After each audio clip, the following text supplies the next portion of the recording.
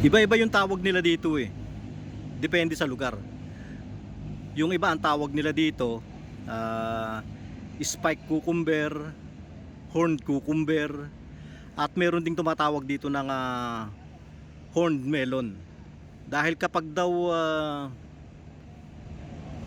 nag-mature na siya, nagiging dilaw at nagmumukhang melon na merong tinik-tinik.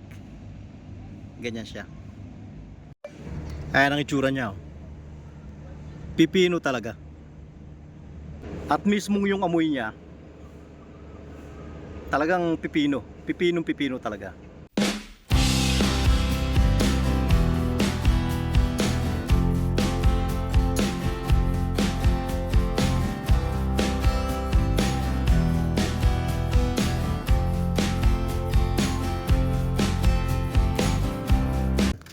Ayun nga pala, pabalik kami dun sa workshop. Galing ako ng office. Ayan si James. Si Cirilo. Nung papunta dito, mayroong batang nagbebenta ng saging. Ang liliit eh oh. Ang liliit, naubos na, nahingi na dun sa office. 7,000 yung bili ko dito. Now no more. Nothing. You You told me to give them, so now it's finished. no, you remain with one. Me, I need only three. You need 3. How about me? Oh, it's finished. Ito na lang natira sa akin.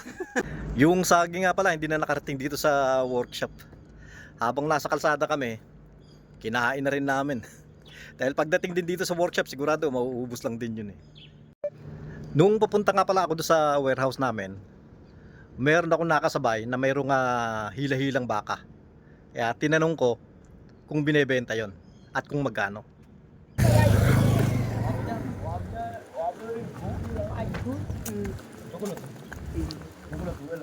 Da, beya. Beya, beya. Da. Baka. Da, come, Gurus. Come. Bilyar.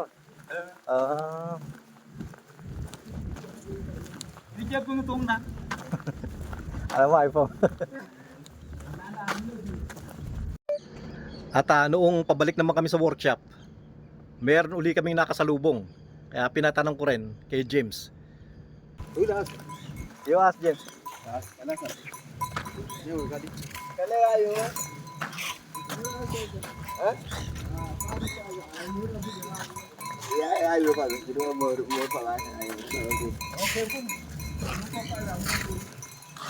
How much? Dalat for sale.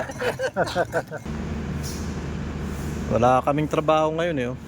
Walang sasakyan. Sabi ko dito kay James, magtsaa muna kami doon sa may malaking puno.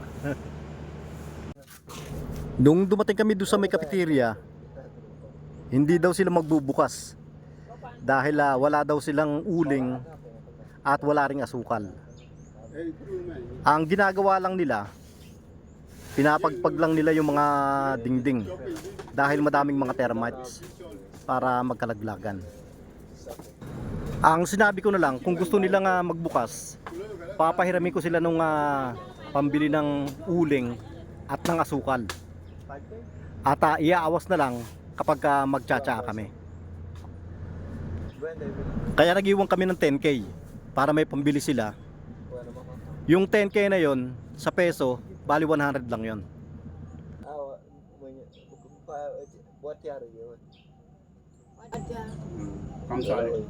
Or they will just deduct when we get it, then they just deduct. It's okay. How much is sugar and Sukar ya, Adi?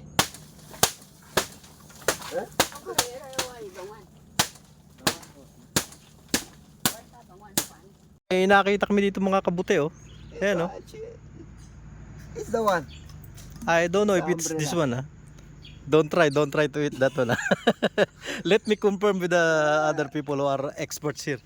Dami oh. It's the one I eat. It's umbrella. Ayun pa sa loob oh. Dami oh. Too much. Even there. Inside. Dami pala dito. I can't. Hindi ko lang alam kung yan nga yun ah. See, you remove like. Lagari na pool. It's all the pool. Ek hi charming kan. Eh? Ek hi charm. You see? Oh. I know. I saw.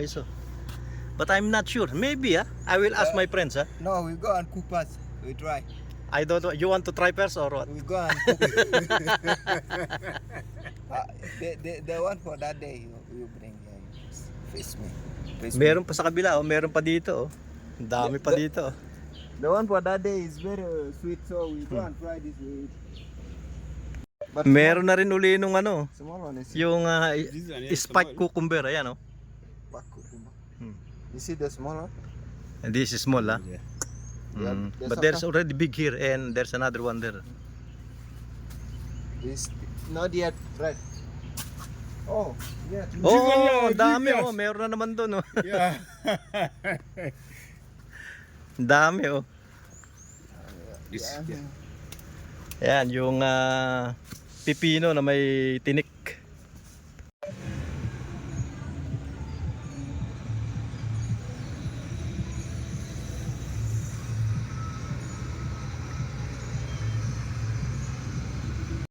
Kumuha ako ng isa Yung tinik niya napakatalas, bahagyang dikit lang tumutusok, napakatulis. Yan ganyan Ito daw nakakain kapag yung madilaw na. Ito ewan ko kung nakakain na to. Pero ito pipino lang talaga to.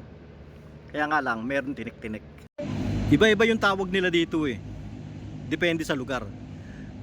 Yung iba ang tawag nila dito spike cucumber, horned cucumber, at meron ding tumatawag dito ng horned melon. Dahil kapag nagmature na siya, nagiging dilaw at nagmumukhang melon na merong tinik-tinik. Ganyan siya. Ayan ang itsura niya Pipino talaga. At mismong yung amoy niya talagang pipino talaga. Pero ang nakakain daw nito yung hinog na, hindi yung ganitong green pa. Pero siguro dahil yung pipino naman kahit green nakakain naman Dumating na yung tsaa namin. Tiyempo naman dumating si Onek, bumibisita rito. Hello Onek. Yes, we do. Thank you so for let's have tea. Time for tea. Here there is no time for tea. Anytime.